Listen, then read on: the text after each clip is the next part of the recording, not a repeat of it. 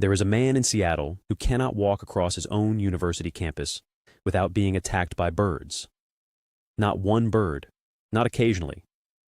Every time he puts on a specific mask, a rubber caveman mask he bought years ago for a research experiment, the crows on the University of Washington campus lose their minds.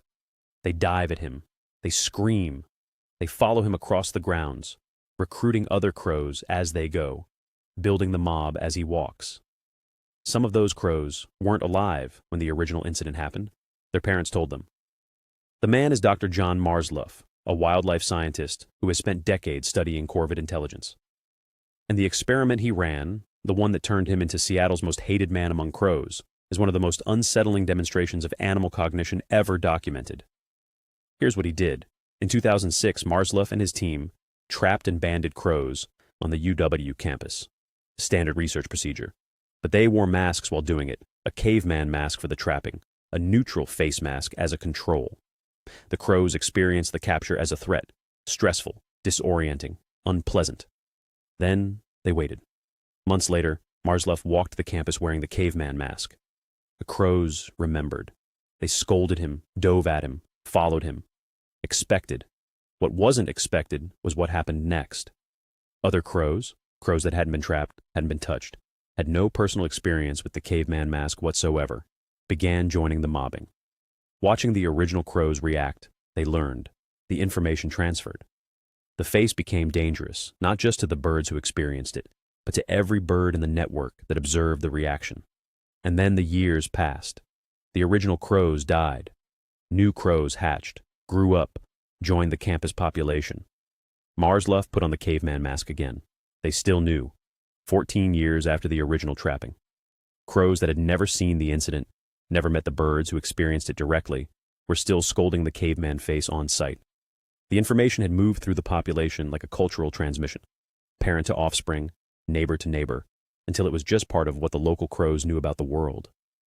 One bad morning, with a researcher in a rubber mask. One flock's hatred inherited across generations.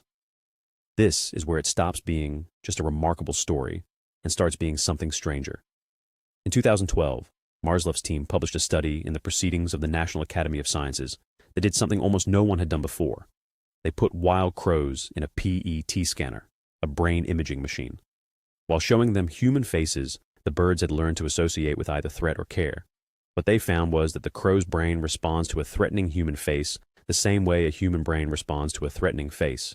The amygdala lit up, the thalamus, the brainstem, the exact regions that in humans and other mammals process fear, conditioned learning, and emotional memory.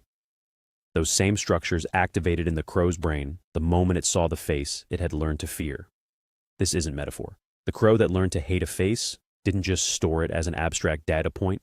It stored it the way you store the memory of something that scared you, with emotional weight, in circuitry that connects the visual system directly to fear and survival responses. And here's the detail that lands hardest. A later study by the same team found that the crow's brain responds differently to different types of threats. An innate fear, a hawk, something the crow is born knowing is dangerous, activates one set of regions. But a learned fear, a specific human face, activates the amygdala more intensely. The face you learn to fear is more frightening than the predator you were born fearing. That's not what most people would predict, and it tells you something important about how deep this goes. Here's the mechanism, because it's more sophisticated than most people imagine. When a crow encounters the dangerous face, it doesn't just react, it broadcasts. The alarm call it produces is specific. Other crows within range hear it and immediately orient toward the threat. They watch what the first crow does. They watch the face, and through that observation alone, without being touched, without any direct negative experience, they encode the association. A study in the Proceedings of the Royal Society B documented two types of transmission happening simultaneously. Horizontal transmission, the information spreading peer-to-peer among crows of the same generation who happen to be nearby. And vertical transmission, parents actively conditioning their offspring, letting their young watch them mob the face, teaching them through demonstration what that particular human means. The researchers found that vertical transmission, parent to offspring, accounted for more of the spread than direct experience. The young crows that learned from watching their parents scold the mask were more consistent, more reliable avoiders than crows that had been trapped themselves. They learned the lesson better by watching someone else react than by experiencing it directly, which means the crow's social network functions as a threat database, constantly updated, distributed across every individual, transmitted not just in the moment, but across time, across generations, in a way that keeps the information alive long after the original event is gone. Now stop and think about what this means for the crow on your fence. That crow has a history you know nothing about.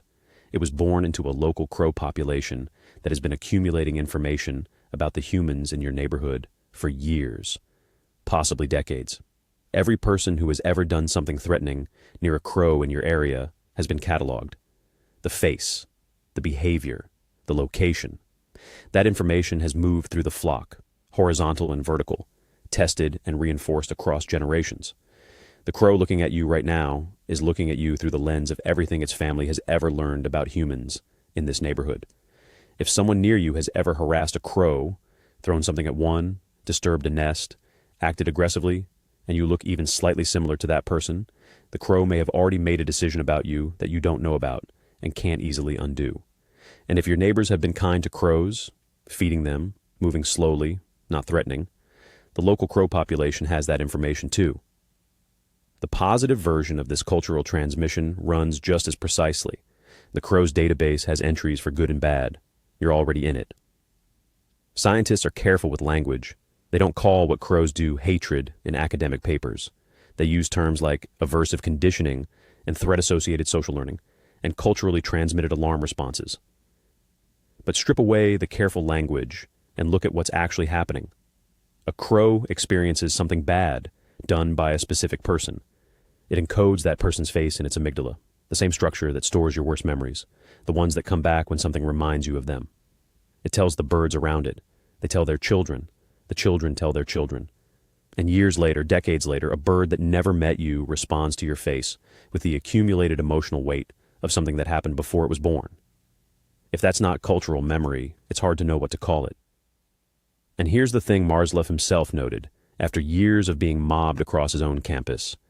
He had hoped the crows would eventually forget, would eventually realize that the caveman mask wasn't dangerous anymore, that the man wearing it wasn't trapping anyone, that the threat was over. They didn't forget. What he didn't fully anticipate was that the information had stopped being about him specifically.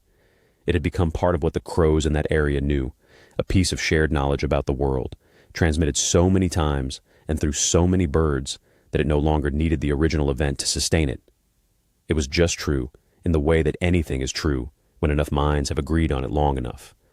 He created a fact inside a flock's collective memory, and the flock is still holding it. The next time a crow watches you from a fence post or a power line, that long, considering look, you might wonder what it's comparing you to, what face it's checking yours against, what its parents told it about people who look like you.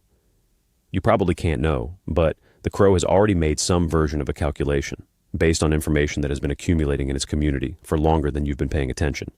And maybe, if you pass a crow on the way to work, be polite, just in case.